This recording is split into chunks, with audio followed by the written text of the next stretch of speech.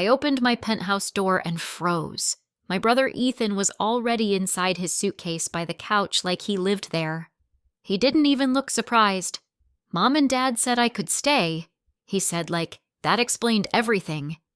But I never gave him access, so why was there an official email from building management confirming I had? Why did it carry my digital signature, and why had my security code already been changed before I even got home? I stood there, keys still in my hand, staring at the message on my phone, because whatever this was, it wasn't just about Ethan moving in. It was bigger, and someone had already been inside my life longer than I realized. If you're watching from somewhere else, tell me where you're from and what time it is there. I always find it grounding to know who's here with me. And if you've ever had someone cross a line they had no right to cross, you might want to stay for this one. I didn't sleep that night. Ethan took the guest bedroom like it had always been his, shutting the door with a quiet confidence that made my skin crawl. I stayed in the living room, lights off, phone in my hand, rereading that email until the words blurred together. Access granted. Resident authorization confirmed. Digital signature verified. My name. My authorization. But I hadn't touched anything. At 6:30 the next morning, I was already dressed and waiting in the kitchen when Ethan walked out like nothing had happened. He poured himself coffee using my favorite mug. "You really need to fix your attitude," he said casually. "I'm not here to fight you. I just need a place for a bit." I watched him take a sip, steadying my voice. "You broke into my home." I didn't break anything, he said. It was approved. By me, I held up my phone, the email glowing between us. "You think I wouldn't remember signing off on this?" He shrugged, leaning against the counter. "Look, Mom said you'd overreact. That's why she handled it." That stopped me. "Handled what exactly?" "She talked to the building people," he said. "Told them I was family, that it was temporary." "That's not how this works," I said, sharper now. "They don't just give access because someone's your mother." He rolled his eyes. "You work in tech. You tell me." That was the first time something didn't sit right. Because I did work in tech. Financial systems specifically. Identity verification. Authentication layers. The kind of infrastructure that doesn't just bend. If someone had approved access under my name, it wasn't a misunderstanding. It was a breach. I left without another word and drove straight to the building management office downstairs. Mr. Collins was already behind the desk, reading glasses low on his nose. "Morning, Ms. King," he said. "Everything all right?" "No," I said. "I need to see the authorization request that let my brother into my unit." His expression shifted, subtle but noticeable. "Of course. Give me a moment." He pulled it up on his screen, then turned it toward me. There it was. A clean, formal request submitted through the resident portal. My name. My unit number. Time-stamped the previous afternoon. Signed. "Walk me through this," I said, keeping my tone even. "It came through the secure portal," he explained. "Same credentials you've used before. We verified the signature, standard process, and there's no secondary confirmation, no call, no ID check." He hesitated. "Not when the request is authenticated digitally. The system flags anything unusual. This wasn't flagged. Of course it wasn't. Because whoever did it had access that looked exactly like mine." "Can you show me the access logs?" I asked. He clicked through another panel. "The request originated from a registered device tied to your account." I leaned closer. "Which device?" He read it off. "Laptop. Same model you have on file." My stomach tightened, because my laptop hadn't left my possession. "Can you see where the request was sent from?" I asked. "Internal IP," he said. "Corporate network. Looks like it came from your workplace. I didn't respond right away. I just nodded, thanked him, and walked out. The elevator ride up felt longer than usual. Every second stretched thin, my mind replaying the timeline. Yesterday afternoon, I'd been in a budget review meeting. Conference room C. No laptop, just printed reports and a whiteboard. So how did a request get sent from my device? On my network. With my credentials. While I was sitting in a room full of people, when I stepped back into the penthouse, Ethan was on the couch scrolling through his phone. "You're still here," I said. He didn't look up. "Told you I would be. I want you gone by tonight." He laughed under his breath. "You really think you can just kick me out? It's my property. It's also family," he said, finally meeting my eyes. "You don't get to act like we're strangers just because you made it." That word made it hung in the air longer than it should have. "I didn't make it, so you could use my name to break the law," I said quietly. His expression flickered. Just for a second. Then it was gone. "You're being dramatic," he said. "Nobody broke anything." I didn't argue. Because at that point I didn't need him to admit anything. I needed proof. I grabbed my bag and left again, this time heading straight to my office downtown. The security badge beeped me in the familiar hum of servers and low conversations, grounding me just enough to think clearly. Daniel Brooks was already at his desk when I walked in. He looked up surprised. "You're early," he said. "I need a favor," I replied. "Off the record." That got his attention. 5 minutes later, we were in a small conference room, my laptop open between us. "I need to see every login tied to my account from yesterday," I said. He frowned. "You think you were compromised? I know something's wrong." He didn't push. Just started typing. The logs populated quickly. Timestamps, device IDs, session tokens. "There," he said, pointing. "This one doesn't match your usual pattern." I leaned in. Same device type, same credentials, but a different session signature. "Can you trace it?" I asked. He nodded slowly. "Give me a second." The room went quiet except for the soft tapping of keys. My pulse matched the rhythm, steady but tight. Then he stopped. "That's weird." "What?" He turned the screen toward me. "This session came from inside the building," he said. "Same floor as your team." I stared at the data. Same floor. Same network. Same access level as me. "Daniel," I said carefully, "is there any way someone could log into my account without my password?" He hesitated. "Not without something else." "Like what?" He looked at me, something shifting behind his eyes. "Like a physical authentication token," he said, "or a device that's already been trusted." I didn't move, because I knew exactly what that meant. Someone hadn't just guessed their way in. They had used something of mine, or something I had already trusted, and suddenly the timeline snapped into place. Ethan showing up at my office weeks ago, standing too close to my desk, asking too many questions I didn't think twice about. I felt a cold, steady clarity settle over me. "Daniel," I said, my voice quieter now, "can you check if any external device connected to my account in the last month?" He nodded, already typing again. A few seconds passed. Then he exhaled slowly. "There is one," he said. "Unrecognized device. First connected about 3 weeks ago." My chest tightened. "Can you pull the details?" He clicked into it, scanning the metadata. "Yeah," he said.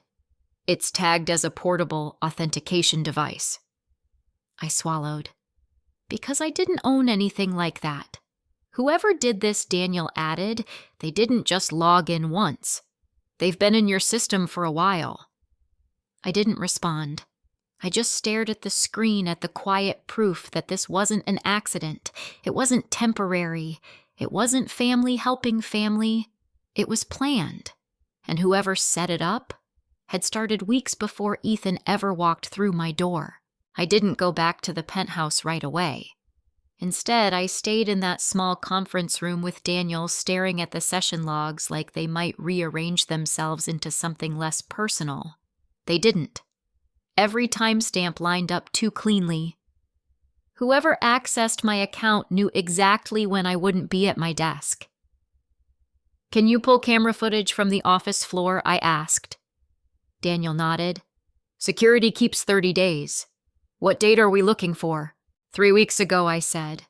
"Late afternoon, around 5. He leaned back slightly. "You're thinking someone physically used your workstation?" "I'm thinking someone didn't need my password," I said. "They just needed access." He didn't argue. He just made the call. It took an hour before we got clearance to review the footage. By then, the office had filled up with the usual noise keyboards, quiet conversations, someone laughing too loudly across the floor. Everything felt normal, too normal. Daniel and I sat in a dim security room, watching grainy footage from a camera mounted above the open workspace. My desk was visible in the corner of the frame. There, Daniel said, pausing the video. "That's you leaving." I leaned closer. The timestamp matched the meeting I remembered. I grabbed a folder, walked out of frame, and that was it. "Keep playing." A few seconds passed. Then someone walked into view. Ethan. He looked almost relaxed, like he belonged there. He glanced around once, quick calculated, then walked straight to my desk. No hesitation. I felt my jaw tighten. He didn't touch the keyboard immediately. Instead, he pulled something out of his pocket. Small, metallic. He plugged it into the side of my laptop. Daniel froze the frame. "That's not standard," he said quietly. "No," I replied. "It's not." We watched the rest in silence. Ethan sat down, typed for less than a minute, then removed the device and slipped it back into his pocket. He stood, adjusted his jacket, and walked out like nothing had happened. No panic, no rush, just certainty. Daniel scrubbed back and replayed it once more. "That device," he said, "it's probably a hardware token. Once it's registered, it can authenticate sessions without needing your credentials again." I nodded slowly. "So he created a trusted access point." "Exactly. And after that, he could log in whenever he wanted." Daniel looked at me carefully. "Lily, this wasn't random." "I know," I said. I pulled out my phone and stepped into the hallway. Ethan picked up on the second ring. "Hey," he said like nothing had changed. "Why were you at my office 3 weeks ago?" I asked. A pause. "Just stopped by," he said. "Told you that already." "You plugged something into my laptop." Silence this time. Longer. "I don't know what you're talking about," he finally said. I closed my eyes for a second, letting the frustration settle instead of explode. "I have it on video," I said. "Clear as day." Another pause. Then a small shift in his tone. Not denial. Not quite. "Okay," he said slowly. "So what if I used your computer? I needed to check something. You installed a device that gave you access to my accounts." "You're exaggerating," he said quickly. "It's not like that." "Then explain it," I said. He exhaled, like I was the one being unreasonable. "I was trying to help myself," he said. "You wouldn't understand what it's like right now. Try me." "I'm in a tight spot," he said. "I needed leverage. Something stable, And you decided that was me. You have everything," he snapped. "Good job money, that place. You don't even notice what you have." "That doesn't give you the right to take it," I said. "I wasn't taking anything," he said. "Just borrowing access." I almost laughed at that. Almost. "Access to my identity," I asked. "That's not borrowing." "It was temporary," he insisted. "I just needed to get through something." And the fake authorization email I pressed. The contract with my name on it. He hesitated. That hesitation told me more than anything else. "You're in debt," I said quietly. He didn't answer. "How much?" "Still nothing." "Ethan." I said, my voice steady now. "How much?" "More than I can cover," he muttered. "And you thought putting it under my name would fix that. I wasn't going to leave it there," he said quickly. "I had a plan." "What plan?" "I just needed time," he said. "That's it. Time to move things around. Pay it down." "With my credit," I cut in. "With your stability," he corrected. I let that sit between us. "My stability isn't yours to use," I said. "You're acting like I ruined your life," he said. "Nothing's even happened yet."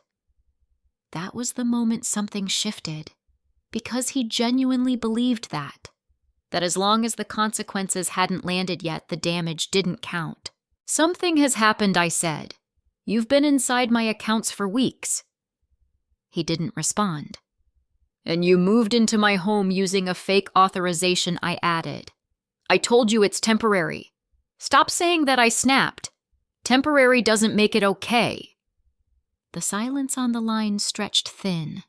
Then he said, quieter this time, "Mom said you'd understand." There it was again. Mom. "What exactly did she tell you?" I asked. "That you'd calm down," he said. "That you always do." I didn't answer. Because he wasn't wrong. I had calmed down before. Let things slide. Covered for him. Covered for all of them. But this wasn't a missed payment or a borrowed car. This was my name. My identity. My legal exposure. "I'm not calming down this time," I said finally. He scoffed. "So what, you're going to call the police on your own brother?" I looked back through the glass wall of the conference room. Daniel was still inside watching the logs, unaware of the conversation. "I'm going to protect myself," I said. "That's the same thing," Ethan replied. "No," I said quietly. "It's not."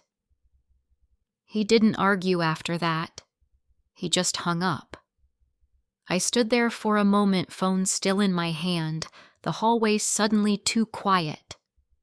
Then I went back inside and sat across from Daniel. "Send me the footage," I said. "And the device logs." "Everything." He nodded. "You're building a case." "I'm building the truth," I said.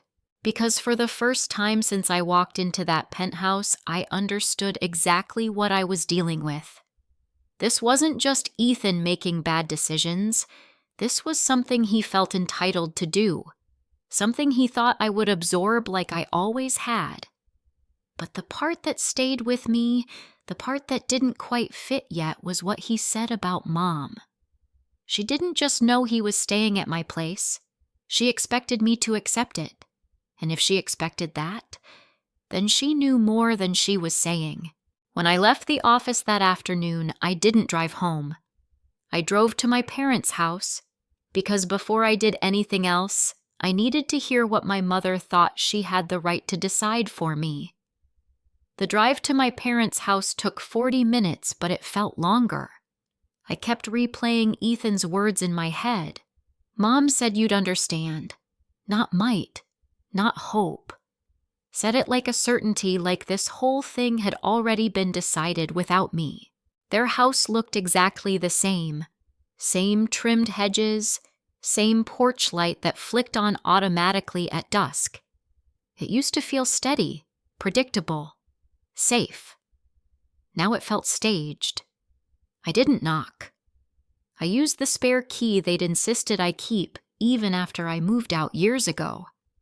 The door opened into the familiar smell of lemon cleaner and something cooking in the kitchen. "Lily," my mom called out. "That you?" I stepped in, closing the door behind me. "Yeah." She walked out of the kitchen, wiping her hands on a towel, her expression shifting from surprise to something softer, almost relieved. "I was just thinking about you," she said. "Ethan told me you two had a little disagreement." A little disagreement. I looked at her for a long second. That's one way to describe it. My dad was in the living room, TV muted, pretending not to listen. He glanced over but didn't say anything. "Let's not turn this into something dramatic," my mom added gently. "He's under a lot of pressure right now." I felt something tighten in my chest. "He broke into my home," I said, "and used my identity to do it." "He didn't break in," she replied immediately. "We talked to the building. It was approved. Approved under my name," I said. "Without my permission." She sighed like I was missing the point. "Lily, sweetheart, sometimes you have to be flexible when it comes to family." Flexible? I let that word sit for a second. "Did you give him my information?" I asked. Her eyes flickered. "Just briefly." "That depends on what you mean," she said. "It's a simple question," I said. "Did you give Ethan access to anything that belongs to me? My accounts, my identity, my credentials?" My dad shifted in his chair but still didn't speak. My mom set the towel down slowly. "I helped him understand how your system works," she said. "You're always talking about your job. It's not exactly a secret." "That's not what I asked." She crossed her arms. "He needed help, Lily. Real help. Not a lecture about rules. So you gave him my information," I said again. "I gave him what he needed to get back on his feet," she replied. "There's a difference." I felt my pulse in my throat. "You don't get to decide that," I said. "You don't get to use me as a solution." "You're his sister," she said sharply. "If you don't help him, who will?" "I would have helped him," I said, "if he had asked." "He didn't have time to ask," she shot back. "Things were moving fast." "What things?" She hesitated, and that hesitation was everything. "Mom," I said quieter now, "what did he get himself into?" She looked toward my dad. He still didn't say anything, just stared at the dark TV screen like it held answers. "Debt," she said finally. "Serious debt. I already know that," I said. "How serious?" "He fell behind on some payments," she said. "Then penalties, then interest, it snowballed." "With who?" She didn't answer right away. "With who?" I repeated. "A private lender," she said. "Not a bank." That explained the urgency and the pressure. "And you thought the solution was to let him use my identity?" I asked. "I thought the solution was to keep this family from falling apart," she said. "It's already falling apart," I said. "No, it's not," she insisted. "You're just making it worse." I almost laughed at that, but it didn't come out. "Do you even understand what you've done?" I asked. "This isn't just a family issue. This is fraud." "Don't use that word," she said quickly. "You're blowing this out of proportion." "I have a signed contract with my name on it that I didn't sign," I said. "That's not proportion. That's reality." "He wasn't going to leave it like that," she said. "He just needed time to fix things. Using my credit, my name, my legal exposure." "You have more than enough to handle it," she said. "It wouldn't have hurt you." That landed harder than anything else she'd said, because it wasn't panic. It wasn't desperation. It was calculation. "You decided that for me," I said slowly. She didn't respond. "You looked at what I built," I continued, "and decided it was available. "That's not fair," she said. "We've always supported you." "You supported me," I repeated. "Or did you just expect me to carry everyone once I could?" My dad cleared his throat, finally speaking. "Lily, that's not how it is." "Then how is it?" I asked, turning to him. "Because from where I'm standing, you both knew exactly what Ethan was doing." He looked down at his hands. "We didn't know all the details," he said quietly. "But you knew enough," I replied. Silence settled in the room, not the kind that comes from confusion, the kind that comes from recognition. "You should have told me," I said. "We were going to," my mom said quickly, "once things settled. After what I asked. After my name was tied to something I couldn't undo." She shook her head. "You're assuming the worst." "I'm preparing for it," I said. That was the difference. She still believed this could be smoothed over, managed, kept inside the family. I didn't, because I had already seen the logs, the footage, the pattern. This wasn't a one-time decision. It was a series of choices, and every one of them had been made without me. "I'm going to fix this," I said. "Of course you are," she replied, relief creeping into her voice. "That's what I've been saying." "No," I said, holding her gaze. "Not the way you think." Her expression shifted. "What does that mean?" "It means I'm removing my name from everything I said, and I'm documenting what happened." Her face went pale. "You wouldn't." "I would," I said. "And I will. You're talking about your own brother," she said. "Your own family." "I'm talking about protecting myself," I replied. "That's the same thing as turning on us," she said. I shook my head. "No," I said quietly. "It's the first time I'm not covering for you." My dad looked up, then something like regret in his eyes. But he didn't stop me. No one did. I turned and walked out the front door, closing behind me with a finality that felt heavier than it should have. As I got into my car, my phone buzzed. A new email. From an unfamiliar sender. Subject line, account review notice. I opened it. Inside was a formal notification from a financial firm I didn't recognize requesting confirmation of a debt obligation tied to my name. My fingers went cold. Because this wasn't just Ethan trying to buy time anymore. Someone else had already accepted my identity as collateral, and they were expecting me to answer for it. I didn't go home after that. I drove straight downtown and parked outside a glass building I'd passed 100 times but never entered. Stein and Adler, LLP. Corporate law, financial disputes, identity fraud. The kind of place you don't walk into unless something has already gone wrong. Inside, everything was quiet, controlled, intentional. Rachel Stein met me in a conference room with a legal pad already open like she expected a long story. "Start from the beginning," she said. So I did. I walked her through the penthouse, the email, the access logs, the camera footage, my conversation with Ethan, and finally what my mother admitted. I didn't dramatize it. I didn't need to. Rachel didn't interrupt. She just wrote things down, occasionally asking for clarification. When I finished, she leaned back slightly, tapping her pen against the paper. "Okay," she said. "Let's separate what you feel from what we can prove." I nodded. First, she continued, unauthorized access to your residence using falsified digital authorization. "That's a problem, but it's not the biggest one," I figured I said.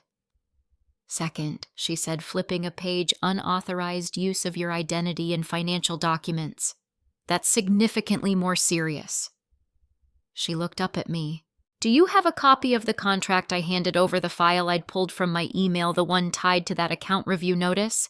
She scanned it quickly. "Signature block matches your name," she said. but the execution pattern doesn't. What does that mean? It means whoever signed this didn't fully understand how you sign, she explained. There's a rhythm to real signatures, even digital ones. So it's fake. It's very likely forged, she said, and not particularly well. That should have made me feel better. It didn't. Here's the issue, Rachel continued. The lender doesn't know that. From their perspective, this is a valid agreement tied to your identity. And they've already accepted it, I said. Yes, she replied, which means if payments aren't made, they come after you. I let that settle. Can I just tell them it's fraud, I asked? You can, she said, but it doesn't stop the process immediately. You'll need documentation, evidence, a formal dispute. I nodded slowly. I have logs, video, device records. That's good, she said. That's very good. She flipped to another section of her notes. Now the pattern matters here, she added. This wasn't a one-time signature. You said your IT colleague found multiple sessions? Yes. That suggests ongoing access, she said, which strengthens your case but also raises the stakes. How? It shows intent, she replied. Not just desperation. I leaned back in my chair. So what are my options? Rachel didn't hesitate. Option 1, you handle this internally. You confront your brother, demand he unwind everything, and hope the lender cooperates. That doesn't sound realistic, I said. It rarely is, she agreed. Option 2, you formally dispute the debt document, the fraud, and involve the appropriate authorities. I knew what that meant. And option 3? She paused for a second. You do nothing, she said, and assume the liability. I let out a quiet breath. That's not an option. I didn't think so, she said. The room went quiet for a moment. Then she leaned forward slightly. There's something else, she added. You mentioned your mother provided information to your brother. Yes. That complicates things, she said, because it suggests this wasn't entirely independent. You mean she could be implicated?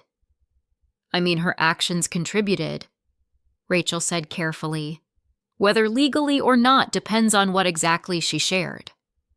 I thought about the conversation again, the way my mom framed it. I gave him what he needed. She knew enough, I said. Rachel nodded slowly. Then you need to protect yourself quickly, she said.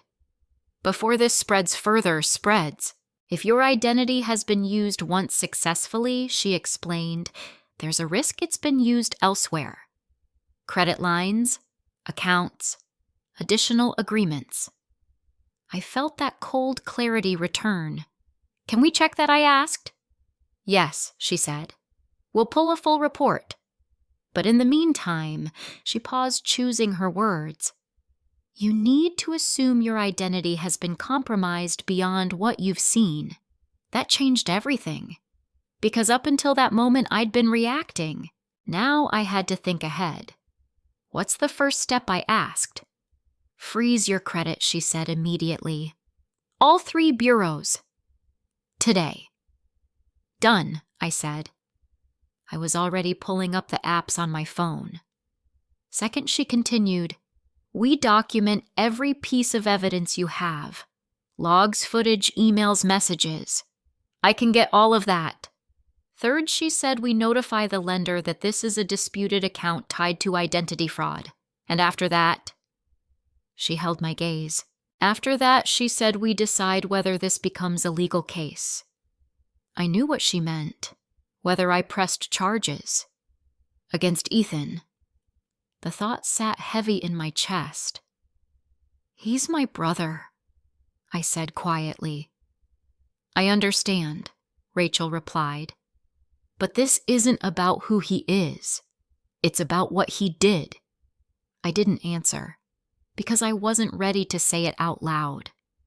Rachel slid the contract back toward me. "Take this," she said. "And one more thing." "What?"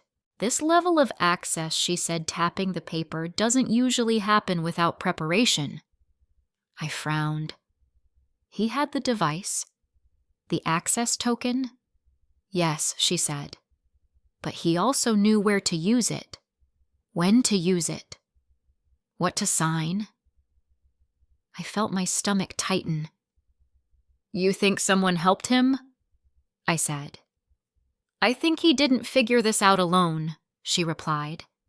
I thought about my mom again, about the way she spoke, the confidence, the assumption that I'd just absorb this.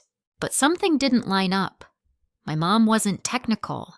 She couldn't have explained authentication tokens or system access. So where did Ethan learn that Lily Rachel said, pulling me back, "There's one more question you need to ask yourself"? "What's that? Who benefits the most from you being tied to this debt?" I didn't answer right away, because the obvious answer was Ethan. But the more I thought about it, the less simple it felt. I left the office with a folder full of documents and a list of steps already in motion. Credit freeze? Check. Evidence archive. In progress. Formal dispute. Drafted. For the first time since this started, I felt like I had control again. Not over what they had done, but over what I would do next. When I got back to the penthouse, Ethan wasn't in the living room. His door was closed. For a second, I thought about knocking, about trying one more time to make him understand what he'd done. But then I remembered something Rachel said. This isn't about who he is. It's about what he did. So I didn't knock. Instead, I walked to my desk, opened my laptop, and started organizing everything.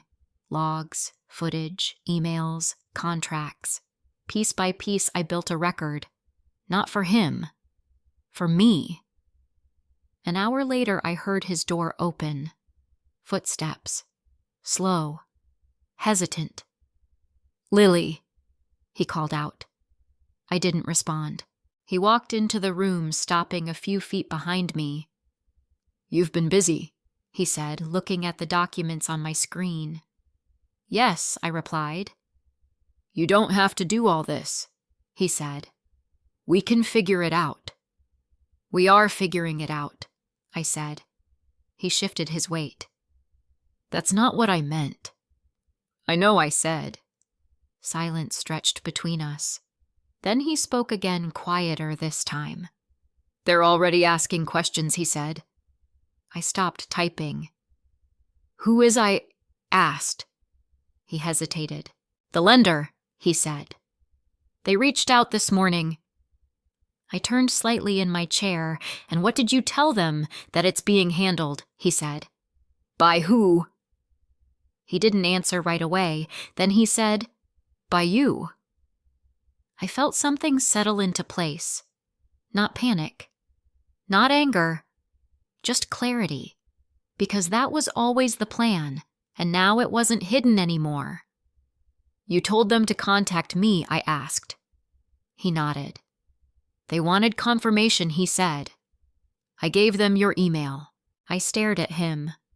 "You escalated it," I said. "I stabilized it," he replied. No. He had anchored it. To me. And suddenly this wasn't just about undoing what he had done. It was about stopping what was already moving forward. Because somewhere in a system I didn't control yet, my name had already been accepted as responsible. That night I didn't confront Ethan. I didn't raise my voice. I didn't argue. I didn't even look at him again after that conversation. Because for the first time I understood something clearly. Anything I said to him now would only make him more careful. And I needed him careless. I worked at the dining table with my laptop open, documents spread around me in a quiet, deliberate pattern. Every movement was controlled, every file labeled, every timestamp aligned. Around midnight, I turned off the lights in the living room and walked into my bedroom, leaving the door slightly ajar. Then I waited. I didn't sleep. I just lay there, eyes open in the dark, listening. At 1:17 a.m., I heard it. Soft footsteps. A pause. Then the faint click of my laptop opening. I stayed still, counting my breaths, letting the silence stretch just enough to feel real. Another click. Keys. Slow at first, then faster. I reached for my phone under the blanket and tapped the screen, starting the recording I had set up earlier. The camera angle was limited, but it didn't need to be perfect. It just needed to be enough. I shifted slightly, just enough to see through the gap in the door. Ethan was at the table, back turned to me, the glow of the screen lighting the edges of his shoulders. He wasn't rushing. He wasn't nervous. He looked practiced. That was the part that unsettled me the most. He knew exactly where to go. I watched him move through my files, open tabs, check accounts. His hand reached into his pocket, pulling out the same small metallic device I'd seen on the footage. He plugged it in. The screen flickered slightly, and then he was in. No password, no hesitation, just access. My pulse stayed steady, but something colder settled underneath it. Because this wasn't improvisation, it was routine. He navigated to my financial dashboard, the one linked to my accounts, my transaction history, my credit lines. He paused there, scanning. Then he opened a new window. Email. I leaned forward slightly, careful not to make a sound. He typed quickly, efficiently. The subject line appeared first, account status update. My name auto-filled into the sender field. He was writing as me. I felt a tightness in my chest, but I didn't move, because this was what I needed. Proof not just of access, but of intent. He typed a few lines, then attached something. A document. I couldn't see which one, but I recognized the motion he was pulling from my files. Then he hit send. I let a few seconds pass before I shifted again, louder this time. The chair creaked under him. He froze. Slowly, he turned his head toward the hallway. "Lily!" he called out. I didn't answer. I let him sit in that uncertainty for a moment. Then I walked out barefoot like I'd just woken up. He quickly closed the laptop, standing up too fast. "Did I wake you?" he asked. I looked at him, letting the silence stretch just enough to make him uncomfortable. "You're on my computer," I said. "I just needed to check something," he replied, already defensive. At 1 a.m, it couldn't wait. I walked past him, glancing at the screen. Still warm, still active. "What are you checking that can't wait?" I asked. He shrugged. "Just making sure things are on track." "Whose track?" I asked. He didn't answer. Instead, he stepped back, giving me space like that would somehow reset the moment. "I told you," he said, "I'm handling it." "With my accounts?" I asked. "With our situation," he corrected. There it was again. "Our." I turned the laptop slightly, pretending to check something while my phone continued recording from behind me. "You sent an email," I said. He hesitated. "I updated them," he replied. "It's better if they hear from you directly." "I didn't write that email," I said. "You don't have to," he said quickly. "I know what needs to be said." I looked at him, then really looked at him. Not the version of him I grew up with, not the version my parents still defended, but the version standing in front of me now, calm, calculated, convinced he was doing something reasonable. "You don't get to speak for me," I said. "I'm trying to fix this," he insisted. "You're making it worse," I replied. He shook his head. "You're overthinking it. Once the payments stabilize, everything settles. With what money, I asked. He didn't answer. Mine? I added. It's temporary, he said again. I let out a quiet breath. Stop saying that, I said. Temporary doesn't change what this is. He looked frustrated now, like I was the one complicating something simple. You're acting like I'm stealing from you, he said. You are, I replied. Silence. For a moment, neither of us moved. Then he said quieter this time. You're going to report me, aren't you? I didn't answer immediately, because the truth was I hadn't decided how far I was going to take this. Not yet. I'm going to protect myself, I said finally. He nodded slowly like he'd expected that. Then you should know something, he said. I waited. They're not going to back off just because you say it's fraud, he continued. They've already processed everything. I know, I said. No, I don't think you do, he replied. They've moved it forward. What does that mean? He hesitated. Then he said it. They sold part of the debt. The words landed heavier than anything else he'd said. To who, I asked. A collections firm, he said. A big one. I felt my stomach drop just slightly, because that changed the timeline, changed the control. Why didn't you tell me that earlier, I asked. I was trying to keep it contained, he said. Once it's split, it gets messy. It was already messy. Now it was fragmented. Multiple entities, multiple claims, all tied to my name. And the email you just sent, I asked. What was that reassurance, he said, so they don't escalate too fast? I looked at him, something settling into place. You're not fixing anything, I said. You're managing damage. He didn't respond. Because he knew I was right. And suddenly I understood the real problem. This wasn't just something I could unwind quietly. It had already moved beyond us, beyond the penthouse, beyond the family, into systems that didn't care about explanations, only documentation, only liability. I closed the laptop slowly. From this point on, I said you don't touch anything that belongs to me. He nodded, but there was hesitation in it. And if you do, I added, I won't warn you again. That got his attention. Lily, I mean it, I said. He looked at me for a long second, then stepped back. Okay, he said quietly. But I didn't believe him. Not anymore. Because I had already seen what he did when he thought I wasn't watching. And now I had something I didn't have before. Proof. Clear. Recorded. Time-stamped. Not just of access, but of intent.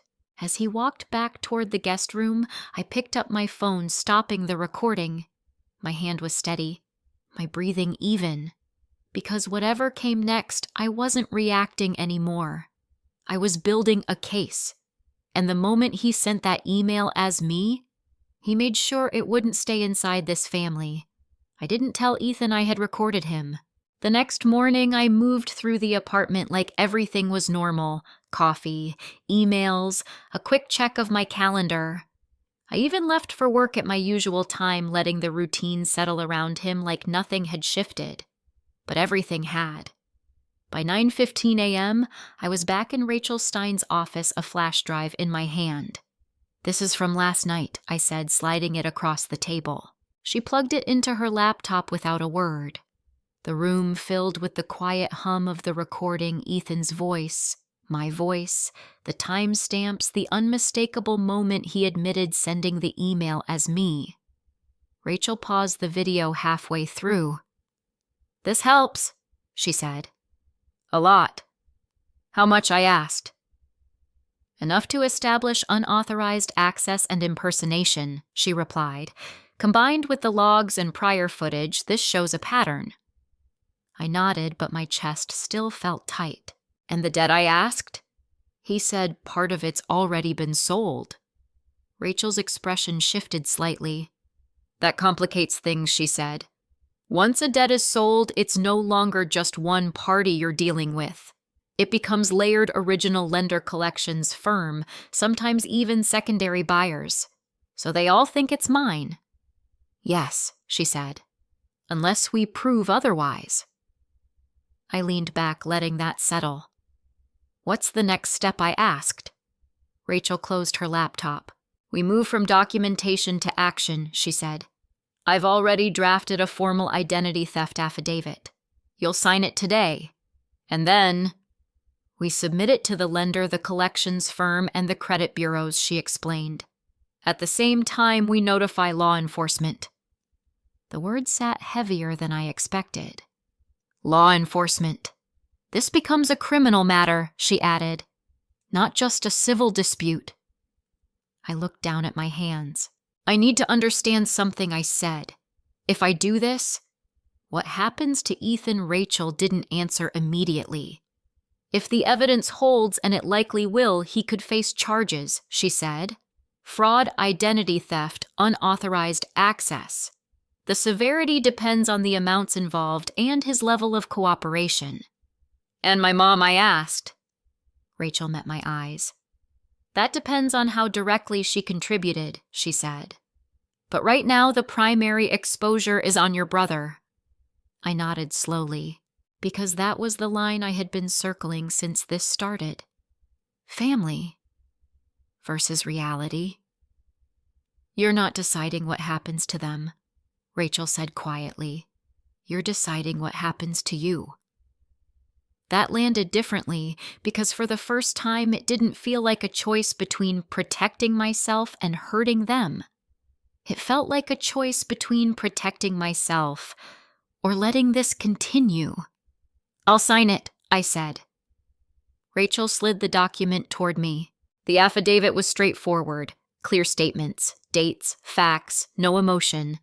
I read it twice before signing, not because I didn't agree, but because I understood exactly what it meant. Once it was filed, there was no pulling it back. Rachel collected the papers and stood. I'll coordinate with an investigator, she said. You may be contacted directly. I nodded. And Lily, she added, pausing at the door. From this point on, limit your interactions with your brother. No confrontations, no warnings. I wasn't planning on it, I said. Good, she replied. Let the process work. By early afternoon, I was back at my office, but I wasn't working. I was watching. Daniel had helped me set up alerts any attempt to access my accounts, any unusual activity, anything tied to the device Ethan had registered. At 2:07 p.m., the first alert came in. Unauthorized access attempt blocked. Location: my penthouse. I stared at the notification. He hadn't waited. He thought I wouldn't notice. Or worse, he thought it didn't matter. I forwarded the alert to Rachel without responding to it. 2 minutes later, another one. Different endpoint. Same location. Blocked. My phone buzzed with a message from Rachel. Good. Keep documenting. This strengthens your case. I didn't reply. I just watched the alerts stack up, each one a small confirmation of something I already knew. He wasn't stopping. Not because he couldn't, but because he didn't think he had to. At 4:30 p.m., I got a call from an unknown number. I let it ring once before answering. Lily King, a voice asked. Yes, this is Detective Harris.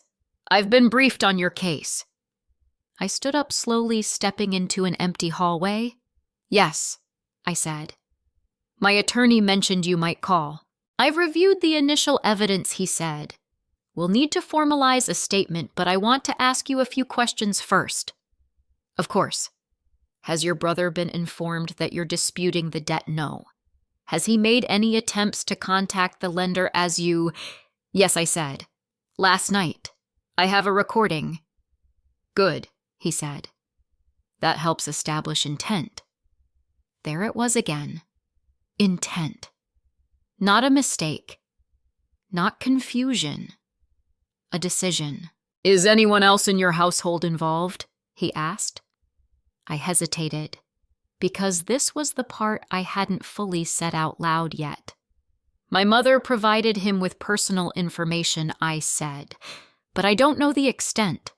That's enough for now, he replied. We'll follow up on that.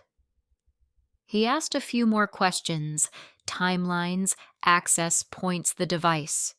Then he paused. One more thing, he said. Has your brother mentioned anyone outside the family? I thought about it. About the email I saw, the company name, the way Ethan talked about the debt like it had structure behind it. Yes, I said. A collections firm. He's been communicating with them. Do you have a name? I closed my eyes for a second, pulling it from memory. Northbridge Recovery, I said. There was a brief silence on the line. Then Detective Harris spoke again, his tone slightly different. All right, he said. That's helpful. What is it I asked? Nothing you need to worry about right now, he replied. Just make sure you forward any correspondence you receive from them. I will. We'll be in touch, he said, then ended the call. I stood there for a moment, phone still in my hand, because that pause when I said the name, it wasn't nothing. It was recognition. When I got back to my desk, there was already a new email waiting. Sender, Northbridge Recovery. Subject, final verification request. I opened it slowly. Inside was a formal notice requesting confirmation of liability, along with a document attached. I downloaded it, opened it, and felt my breath catch. Because this wasn't just the original contract. This was an updated agreement, revised, expanded, with new terms, new dates, and at the bottom, a signature. My name, time-stamped this morning, after I had already filed the affidavit, after the alerts, after everything. I stared at it, the edges of the screen blurring for a second, because that meant one thing. Ethan hadn't just tried to access my accounts again. He had succeeded, somewhere, somehow. And he had just created a new layer of liability, in my name. I didn't panic. That surprised me. Seeing my name on a new contract time-stamped hours after I had locked everything down should have felt like losing control again. But it didn't. It felt like confirmation. I forwarded the document to Rachel and Detective Harris without adding a single word. Then I closed my laptop and sat still for a moment, letting the pieces settle. Because if Ethan had managed to sign something after all the protections were in place, it meant one of two things.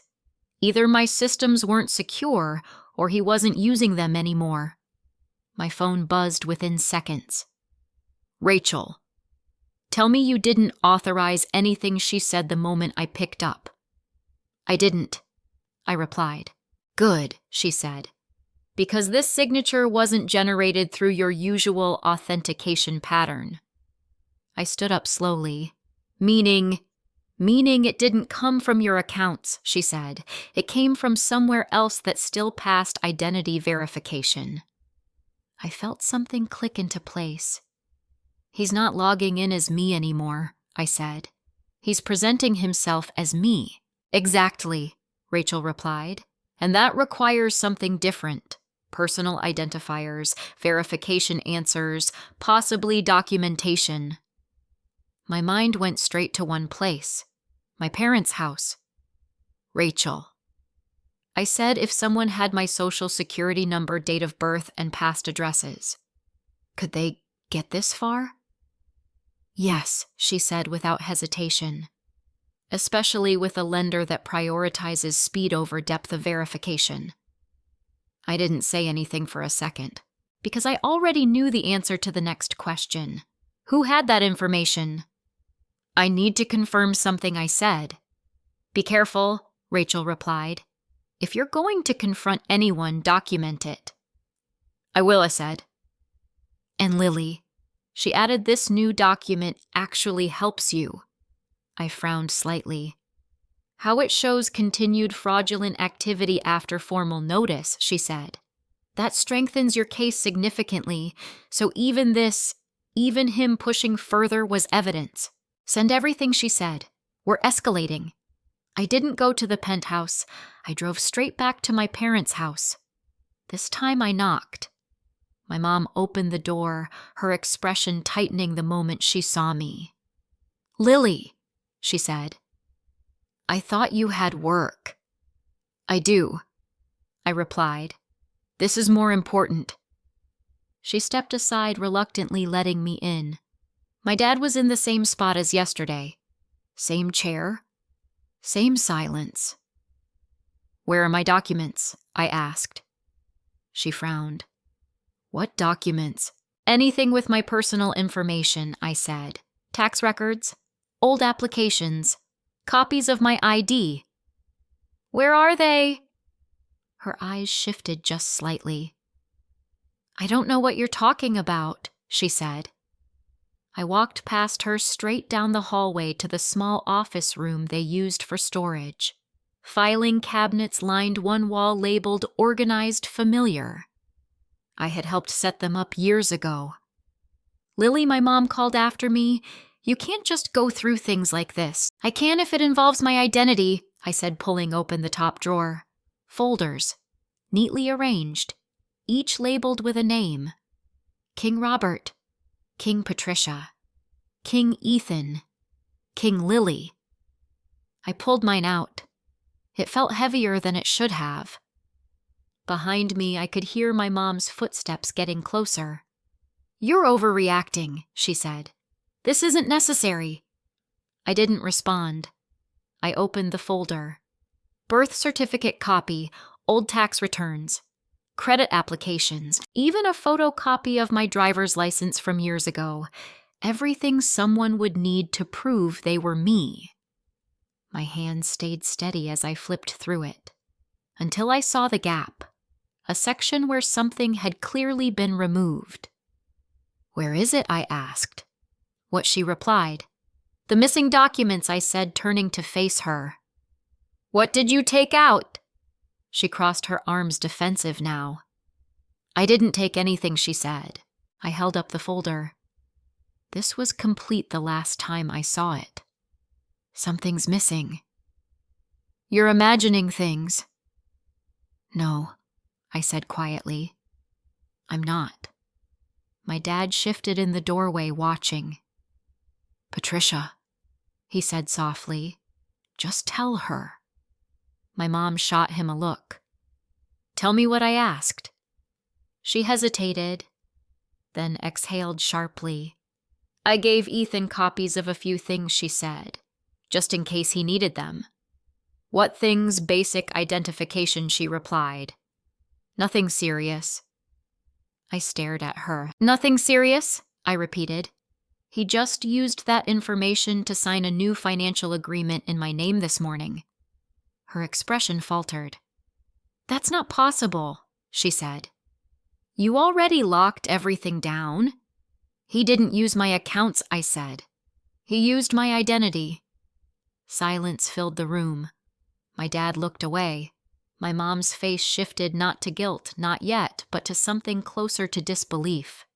He wouldn't do that, she said. He already did. I replied. She shook her head. No. He said he was fixing things. He's digging deeper, I said. And every time he does, it ties back to me. That's not what he meant, she insisted. It doesn't matter what he meant, I said. It matters what he did. For a moment, neither of us spoke. Then she said quieter. Now I was trying to help him. I know, I said. And I thought you have more stability, more resources. You could absorb it. There it was again. Not panic, not confusion. A decision. You decided I could carry his risk, I said. I decided the family needed to stay together. she replied. At my expense.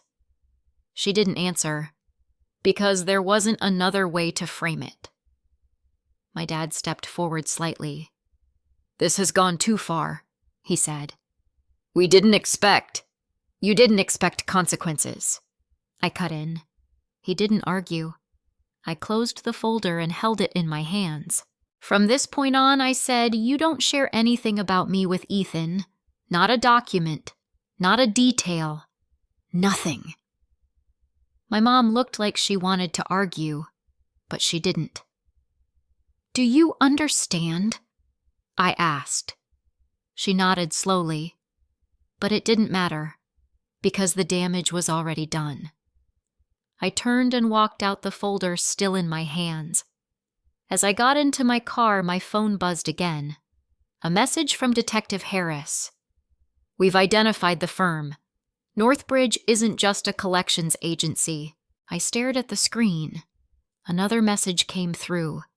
They specialize in distressed debt acquisitions and they move fast. Then one more. We need to talk. There's something else you should know.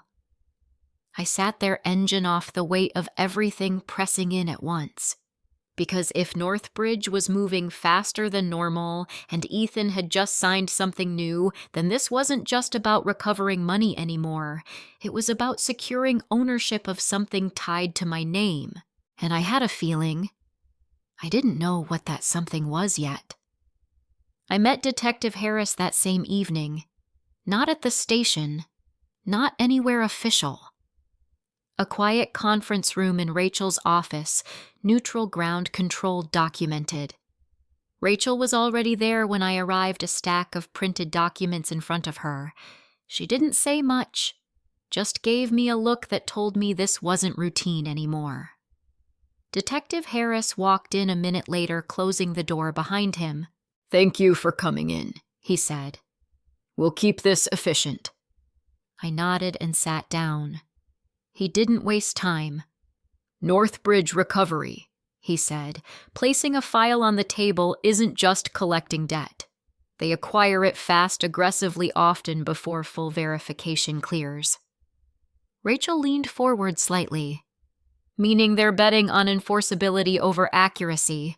Exactly, Harris said. They move the debt into their system, then leverage legal pressure to secure repayment or asset claims. I felt something tighten in my chest. Asset claims, I asked. Harris looked at me directly. If a contract includes collateral language, they can pursue attached assets tied to the identity on file. Rachel immediately reached for the printed agreement I had forwarded earlier. Show me, she said. Harris slid over a marked-up version of the revised contract. Page 4, he said. Rachel flipped to it, scanning quickly. Then she went still. Lily, she said quietly. You need to see this. I moved closer, reading the section she pointed to. Collateral clause. My eyes moved line by line, the legal language settling into something disturbingly clear. In the event of default, the lender reserves the right to pursue claims against listed assets, including real property associated with the borrower's identity profile. Real property associated with my identity, my penthouse. They're not just after money, I said slowly. No, Rachel replied. They're positioning for leverage. Harris nodded. If payments fail and the contract stands, they could initiate proceedings tied to that asset. I sat back, the full scope finally landing.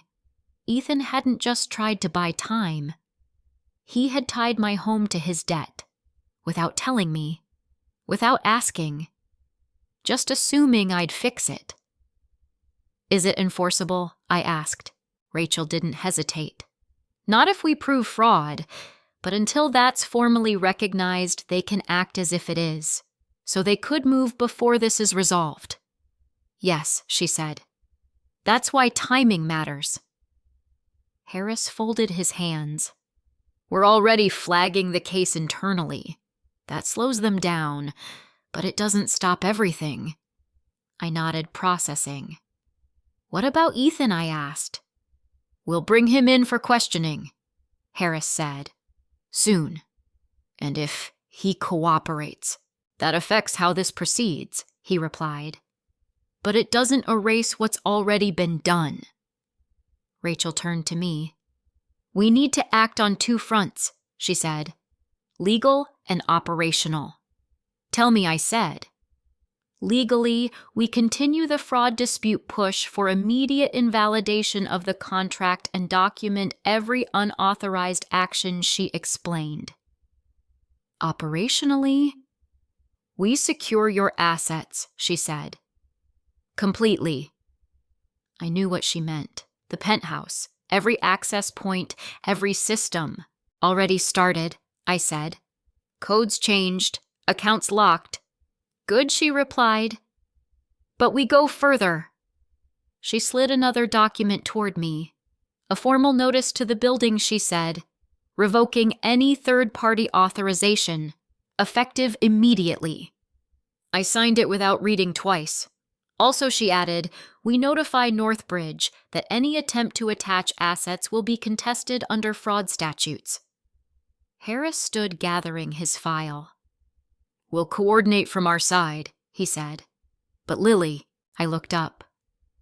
This moves quickly now, he said.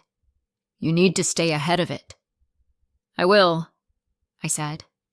He nodded once, then left. The room felt quieter after he was gone. Rachel closed the folder and looked at me. You're handling this well, she said.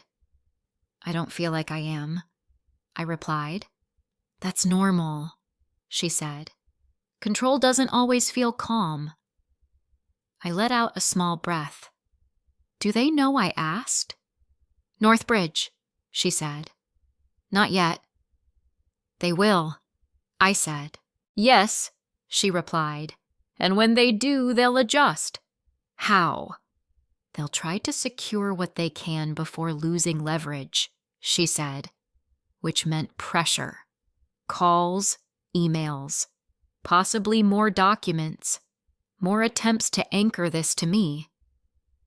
I won't let that happen, I said. Rachel met my eyes. I know, she said. When I got back to the penthouse, Ethan was packing, not neatly, not calmly, clothes half folded thrown into a suitcase like he was trying to leave before something caught up to him. He looked up when I walked in. They're asking questions, he said. I know, I replied. You told them, he said. I protected myself, I corrected. He shook his head. You didn't have to go that far. You already did, I said. Silence. He zipped the suitcase halfway, then stopped. They're not going to back off, he said. Even if you prove it wasn't you. I'm aware. They'll come after something. He added. They always do. I stepped closer just enough that he had to look at me directly. They're not getting my home, I said. He looked down. I didn't think they would go that far, he admitted. That's the problem, I said. You didn't think.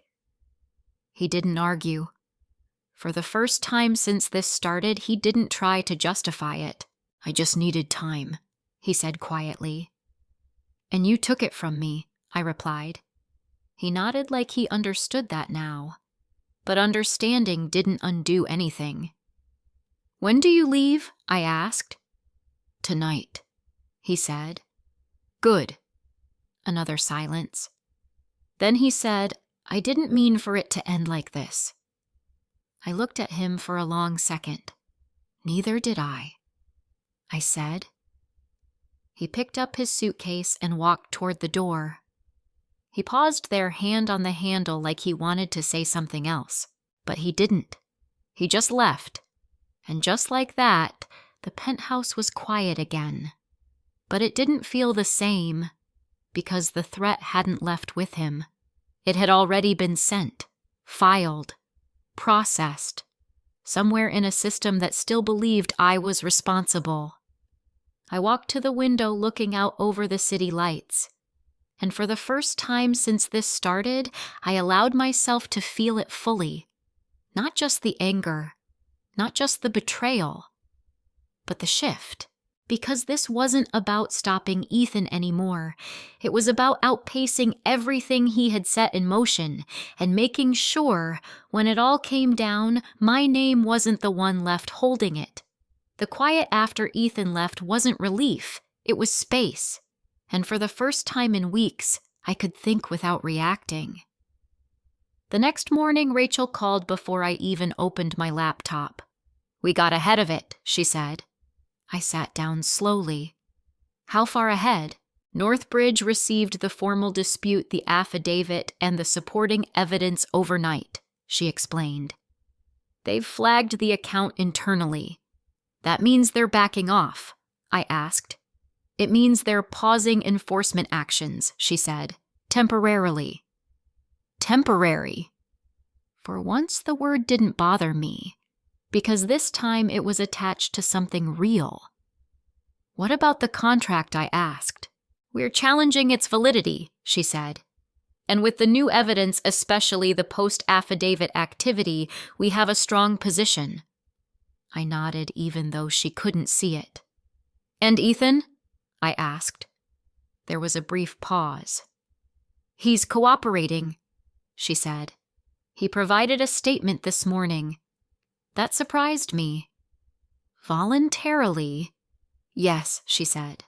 "Likely advised to do so." I leaned back in my chair. "What does that change?" "It reduces escalation on his end," she replied. "But it doesn't erase liability." Of course it didn't.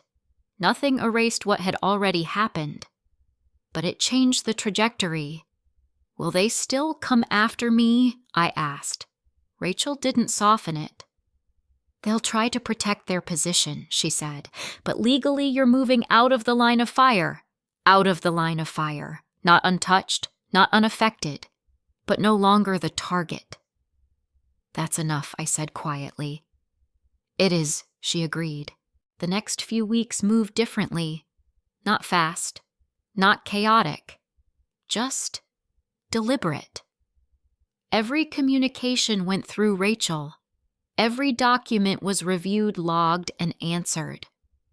Northbridge pushed at first requests for confirmation, subtle language implying responsibility, but each time the response was the same. Formal, documented, clear. Identity fraud. Disputed liability. Pending investigation. And slowly the tone shifted. Less pressure. More distance. Until one morning a final notice came through. Account status under review. No active enforcement. It wasn't a victory announcement. It was something better. Stability. I stayed in the penthouse, but I changed everything. New security system. Not just codes layers. Physical authentication tied only to me. No shared access. No exceptions. Not even for family. Especially not for family. I also changed smaller things. The spare key I used to keep at my parents' house. Gone. The assumption that I would always say yes, gone too.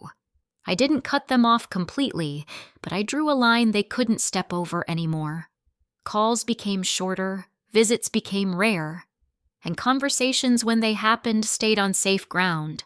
Not because I couldn't forgive, but because forgiveness doesn't restore access. That was something I had to learn the hard way.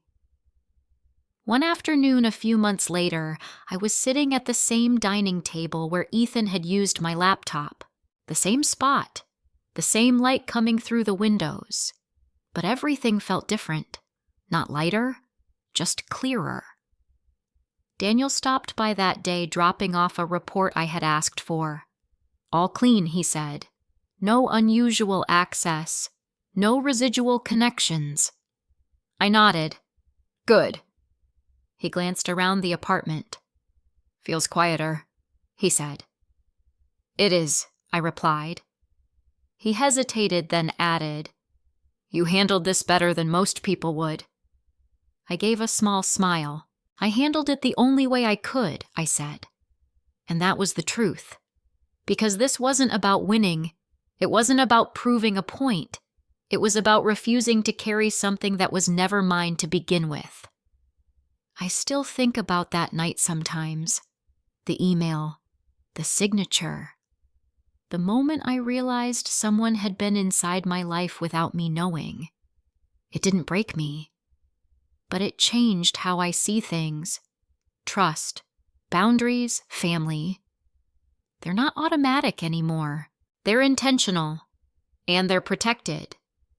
If there's one thing I've learned, it's this.